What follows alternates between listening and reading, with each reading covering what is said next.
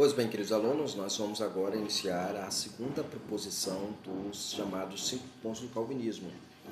Essa segunda proposição que os 5 pontos apresenta é a chamada uma eleição incondicional, ou eleição incondicional, como geralmente a gente lê nas obras de teologia, nos livros de história da teologia cristã.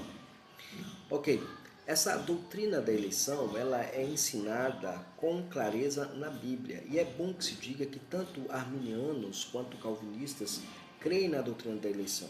Vocês como? Como é que é possível? É assim, para o arminiano a eleição se dá exclusivamente mediante a presciência, ou seja, Deus sabia que fulano e ciclano iria aceitar Jesus, e nesse processo de aceitação Deus escolheu este homem baseado na resposta em fé desse indivíduo. Na concepção calvinista, vai dizer o seguinte, que a eleição de Deus, ela se dá mediante a escolha livre e soberana, sem esperar antecipadamente um passo de aceitação deste homem. Ou seja, o que Deus prevê, segundo a concepção calvinista, é o que ele decretara para acontecer. Então, a conversão do indivíduo, a salvação do indivíduo, o processo de salvação se dá previamente com base no decreto, ou seja, o decreto de salvação ou para a salvação, ele acontece antecipadamente, e o decreto de eleição está alicerçado nisso. Deus escolheu alguns para serem salvos na ordem temporal. Então, esse é o primeiro aspecto importante a ser considerado. A doutrina da eleição é ensinada com clareza na própria palavra de Deus. Significa que antes, e aí a concepção é essa, que antes da fundação do mundo, Deus escolheu quem seria salvo e quem não seria. Essa escolha aí, partindo do princípio de que há uma dupla predestinação, e aí outra discussão, você tem a predestinação e tem a eleição. As pessoas geralmente confundem uma coisa com a outra, predestinação e eleição. Na verdade, a predestinação ela é uma moeda com duas faces, eleição e reprovação. Então, a predestinação ela está baseada nesse princípio básico.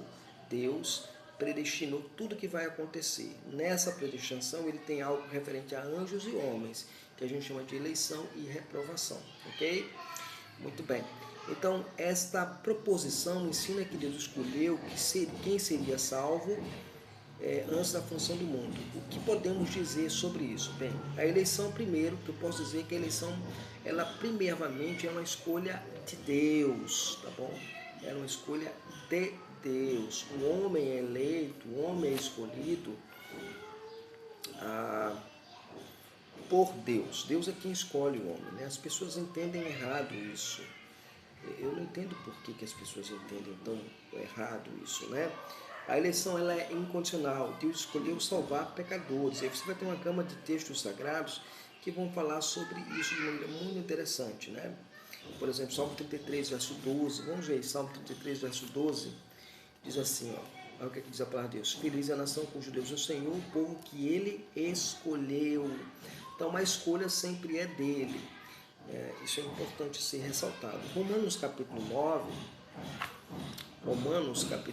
por exemplo, verso 21. Romanos 9, 21. Você vai ter lá a base fundamental da eleição, Romanos 9, verso 21. Eu já dei um estudo sobre Romanos 9, ele ainda não está em videoaula, mas eu dei no grupo do WhatsApp, onde eu participo, e os irmãos devem, certamente você que está assistindo esse canal, é porque você também faz parte de algum grupo do WhatsApp onde eu estudo, né?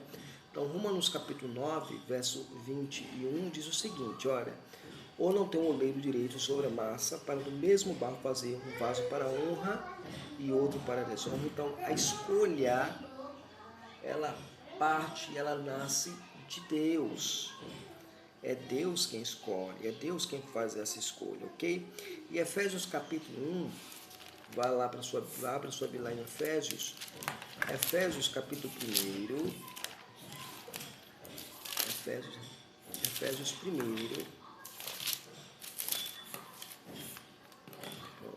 1, verso 11, olha o que diz. Nele, no qual fomos também feitos herança, predestinados segundo o propósito daquele que faz todas as coisas conforme o conselho da sua vontade. aqui nós entendemos que a predestinação ela começa com a vontade de Deus. Lembra, a eleição está ligada à predestinação. A predestinação ela é a moeda e a eleição é uma das faces dessa moeda. A moeda tem cara e coroa, a eleição seria mais ou menos uma dessas faces da moeda, ok? É bom lembrar que a doutrina da eleição ela está fundamentada na obra soteriológica de Cristo e na escolha soberana de Deus.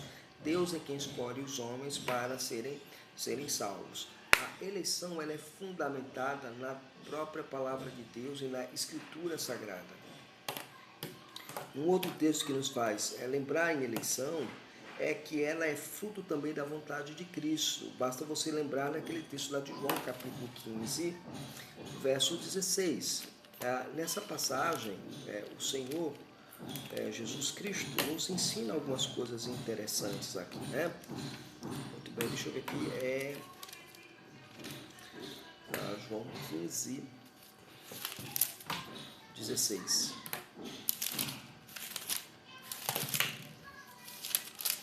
João 15, 16. Muito bem, diz assim a palavra do Senhor, tá, gente? Diz assim: não fois vós que escolhestes a mim, pelo contrário, eu vos escolhi a vós outros, e vos designei para que vós deis fruto, e vosso fruto permaneça, a fim de que tudo quanto pedides em meu nome, ao meu Pai, ele vos conceda. Esse é o conceito bíblico de eleição. Eleição é fruto exclusivo da palavra de Deus. Então, Deus, em sua palavra, ele determina de maneira inequívoca a escolha de pecadores. Ele escolhe pecadores para a obra da salvação, para a obra da redenção, para a obra da escolha dele. É ele quem escolhe os pecadores. É ele quem decide salvar você. É ele quem decide resgatar e restaurar a sua vida. Então, a eleição é fruto da vontade de Deus. Então, esse é o primeiro aspecto importante a ser considerado. Uma outra questão que você precisa lembrar, volte lá para Romanos capítulo 9. Romanos 9. Pai, né? Tanto que vai brincar comigo, Romanos 9. Então, você vê aqui em Romanos 9, verso 10, né? E não somente ela, mas também Rebeca, ao conceber de um só, nosso pai, né? E ainda não eram gêmeos nascidos, nem praticado bem ou mal, para que o propósito de Deus contra a eleição prevalecesse não por obras, mas por aquele que chama. Então você percebe, por exemplo, no texto, que algumas coisas se destacam. Primeiro, é que a eleição não se dá por base na prática de boas obras, né? Alguém fez alguma coisa boa para ser salvo, não, de forma alguma. Também não é com base na fé. Perceba que é porque fulano crê, não foi porque Jacó creu que ele elegeu, né? Mas eles não tinham praticado nem o bem nem o mal, para que o propósito contra a eleição prevalecesse. Note também que a mesma base está em relação à preterição ou reprovação. Eles não haviam praticado bem ou mal para serem rejeitados, né? A eleição é baseada na vontade soberana de Deus, a reprovação também é baseada nesse princípio imperecível. A condenação se dá por causa da prática maldosa. Se fosse por mérito humano, ou por escolha humana, ou por pressuposição, ou por prever a ação bondosa de alguém, olharíamos, por exemplo, Deus olhando para a boa obra de Jacó, enganando o sogro, né? Jacó nascendo agarrado no pé do irmão, por isso que o nome dele é Jacó.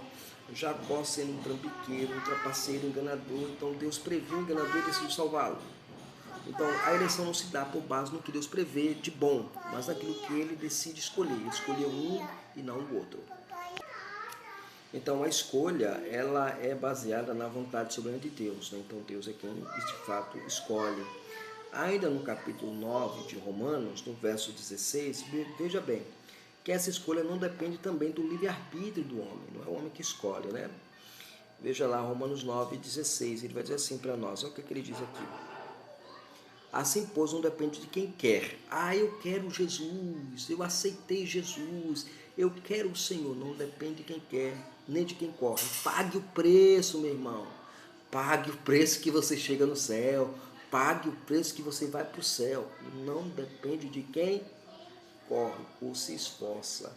Faça boas obras, né, para que você vá para o céu. Não depende disso. Depende exclusivamente da obra graciosa de Deus, né?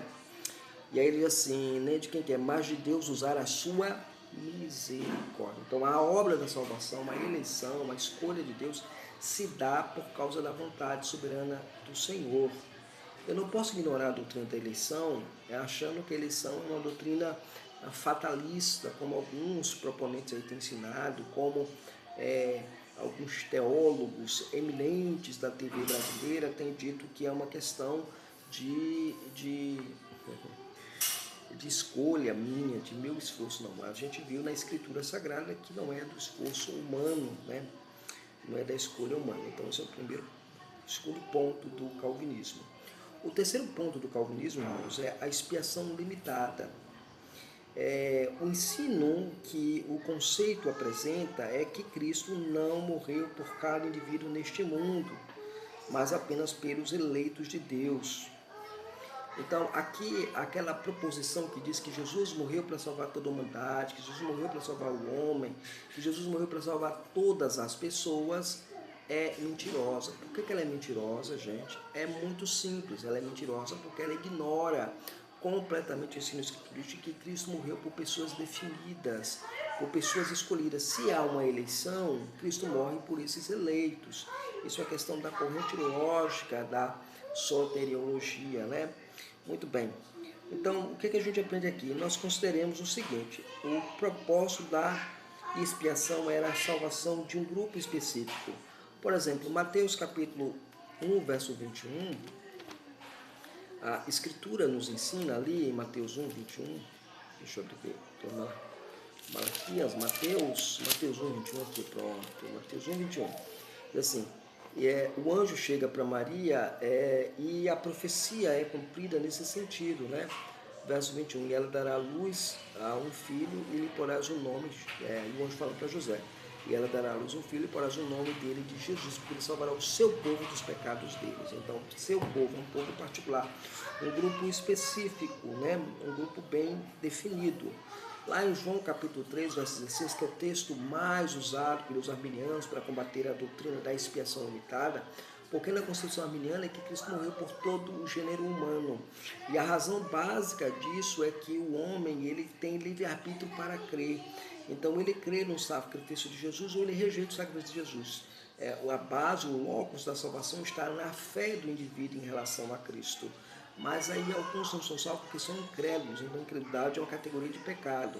E aí vem a grande questão, levantada pelo próprio John Owen no seu livro Por que Cristo Morreu. Se a incredulidade é um pecado, e se Cristo morreu para perdoar todos os pecados dos homens, a incredulidade deveria estar inserida nessa lista de pecados pelos quais Cristo morreu.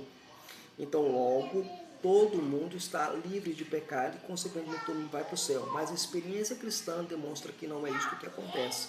Então, deve haver uma outra explicação para mostrar porque alguns são condenados e outros são salvos. Não basta apenas apelar para a questão da incredulidade, porque ela já não serve ao propósito arminiano. Se ela é um pecado, ela tem que estar listada na lista de pecados pelos quais Cristo morreu. A menos que diga que todos que estão no inferno têm um pecado contra o pecado imperdoável, que é o pecado contra a blasfêmia, contra a ação do Espírito Santo. Então, isso é uma outra discussão que vai dar o que render posteriormente. E aí a gente precisa pensar sobre isso, ok? Veja, e é interessante essa discussão, porque o João 3,16, quando você vê lá na língua original, você vê lá que a ideia lá é o que continua crendo, né? Porque Deus amou o mundo de tal maneira, o seu Filho, um dia para que morresse, né? Por todo aquele... Vamos ver aqui, João 3,16, né? Diz assim o texto: porque Deus amou o mundo de tal maneira que deu seu Filho unigênito para que todo aquele que nele crê não pereça, mas tenha a vida eterna. Para que todo aquele que nele crê, para que todo aquele que continua crendo, essa é a ênfase na língua original grega, tá, gente? E é interessante porque é para que todo aquele e não todos aqueles. Então, assim, já cai por fora o universalismo que o texto é evocado a defender. O texto não defende isso. Então, a gente tem esse ponto interessante.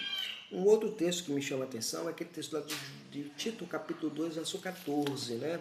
Lá Paulo, escrevendo ao jovem pastor Tito, ele escreve uma porção da palavra do Senhor ali, depois de 2 Timóteo, 1 Timóteo, 2 Timóteo, aqui a palavra de Deus, Tito, capítulo 2, verso 14, assim: o qual, assim mesmo, Deus se deu por nós, a fim de remirmos de toda iniquidade e purificar para si um povo exclusivamente seu, zeloso de todas as boas obras.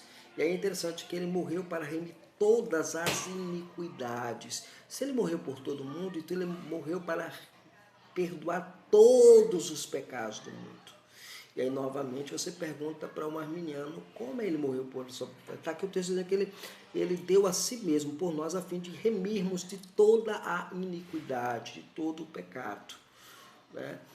Mas tem pessoas que estão indo para o inferno por causa desses pecados. Então, assim, Cristo está sendo... O cara está recebendo pagamento 2 vezes, a punição 2 vezes. Alguém já morreu na cruz por ele, mas ele agora tem alguns pecados que ele não redimiu, então Cristo morreu. Não remiu todo mundo, não remiu todos os pecados. Então ele também não é Deus. Olha a confusão que você vai ter aí dentro de uma análise bem simplificada do texto, né? Purificar para si mesmo um povo exclusivamente seu, zeloso de boas obras. Então, exclusivamente o povo exclusivamente seu, ok? Essa é a ênfase do texto, ok? Em Hebreus capítulo 9, verso 12, também nós temos o seguinte. Vamos dar uma olhada aqui em Hebreus 9, 12. Diz assim: não por meio de sangue de bodes e bezerro, mas pelo seu próprio sangue, ele entrou nos santos dos santos uma vez por todas, tendo obtido uma eterna redenção. Então ele morreu para adquirir uma eterna redenção. Então nós estamos realmente salvos na pessoa bendita do Senhor Jesus, ok? Muito bem.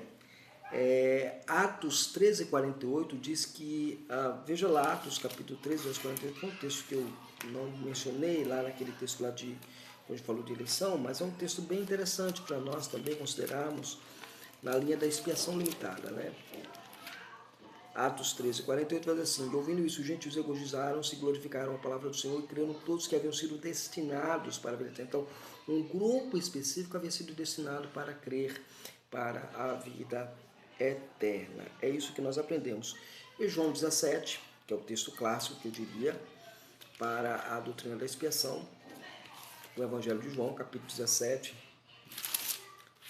verso de número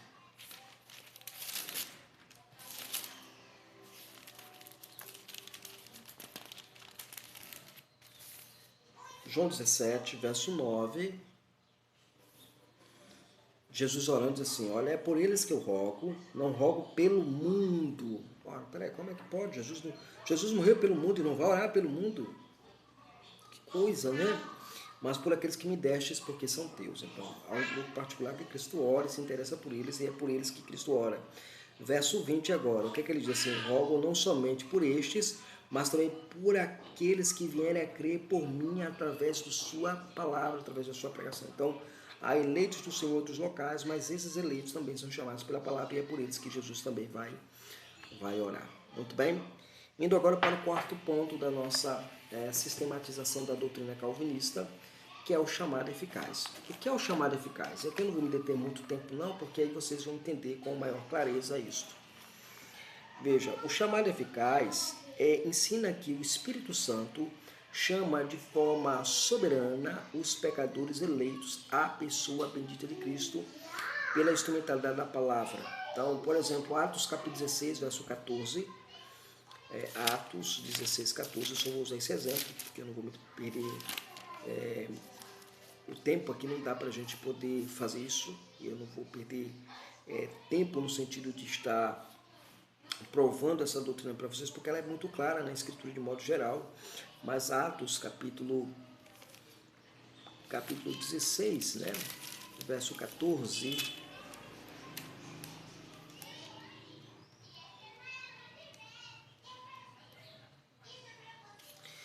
verso 13, no sábado saímos da cidade para junto do rio, onde se apareceu haver um lugar bom de oração, e assentamos-nos e falamos às mulheres que ali haviam concorrido. Certa mulher chamada Lídia, na cidade de Tiatira, vendedora de púrpura, temente a Deus, nos escutava, e o Senhor lhe abriu o coração para atender as coisas que Paulo dizia. Então, quem abre o coração do pecador é o Senhor abre, o Espírito Santo ele abre, a palavra é a chave, e o Espírito Santo é quem roda essa chave na porta para abrir o coração. Então, o chamado eficaz, o chamado efetivo, a vocação eficaz, ela é fruto do Espírito Santo. É o Espírito Santo quem, de fato, convence o homem do pecado, da justiça e do juízo. É ele quem vai fazer isso através da pregação da palavra. E somente esses é que são chamados pela palavra do Senhor. O Senhor Jesus disse, são muitos chamados, mas poucos escolhidos. Esta doutrina do chamado eficaz incentiva primeiramente a evangelização, a pregação da palavra. Então você que é calvinista, você precisa pregar a palavra, ensinar a palavra, mencionar a palavra, apresentar a palavra aos homens, através da pregação e da evangelização. Então nós, como calvinistas, nós devemos fazer isso de maneira muito interessante. Nós, presbiterianos, nós reformados, precisamos fazer isso de maneira muito clara. E por fim, o quinto e último ponto do calvinismo é a perseverança dos santos, tá, gente? Essa doutrina ensina que aqueles que foram chamados jamais poderão cair total e finalmente da graça de Deus. E aqui há vários textos da Escritura que mencionam este fato. Eu quero começar com Romanos capítulo 8. Vai lá até Romanos capítulo 8. Romanos 8. Romanos 8, verso de 30 a 38, vai dizer assim para nós. Vamos dar uma olhada nesse texto com parcimônia, né? Desculpem, 31 a 38, tá? Vai dizer assim. Que diremos, pois, a vista dessas coisas? Se Deus é por nós, quem será contra nós? Aquele que não poupou seu próprio filho, antes por todos nós o entregou, porventura nos dará graciosamente com ele todas as coisas. Quem tentará acusação contra os eleitos de Deus? É Deus quem justifica. Quem os condenará? É Cristo Jesus quem morreu, ou antes quem ressuscitou, o qual está direito de Deus, intercede por nós. Veja, ele intercede por nós, ele intercede pelo mundo. Isso coaduna com aquilo que foi dito lá em João, né, capítulo 17. Muito bem. Quem nos separará do amor de Cristo? Né? Será a tribulação, a angústia, a perseguição, fome, nudez, perigo ou espada, como está escrito. Por amor de ti mesmo, somos entregues o dia todo, considerados como ovelhas para o matadouro. Em todas as coisas, porém, somos mais do que vencedores por meio daquele que nos amou. Porque estou bem certo que nem a morte, nem a vida, nem anjos, nem principados, nem potestades, nem coisas do presente, nem do porvir, nem os poderes, nem a altura, nem profundidade, nem qualquer outra criatura poderá separar do amor de Deus que está em Cristo Jesus. Então, a nossa salvação, a obra da salvação, no entendimento reformado a salvação, ela é perene, ela é eterna, uma vez salvo, sempre salvo. Mas note, é a perseverança dos santos, não dos pecadores. Se você conhece de alguém que diz, eu sou crente, eu sou calvinista, eu creio na predestinação, mas vive numa vida de pecado, alerte para ele que ele está indo para o inferno, porque a Escritura diz que a salvação a perseverança dos santos, não dos pecadores, tá bom? Essa foi a nossa aula de hoje. Deus abençoe você, Deus estenda a graça sobre sua vida, ora por nós, ora pelo nosso ministério, se inscreve em nosso canal, dá aquele like, compartilha esse vídeo, e se você deseja estudar algum curso conosco, entre em contato conosco pelo nosso WhatsApp. Deus abençoe, estenda a graça, dê uma olhada na descrição desse vídeo.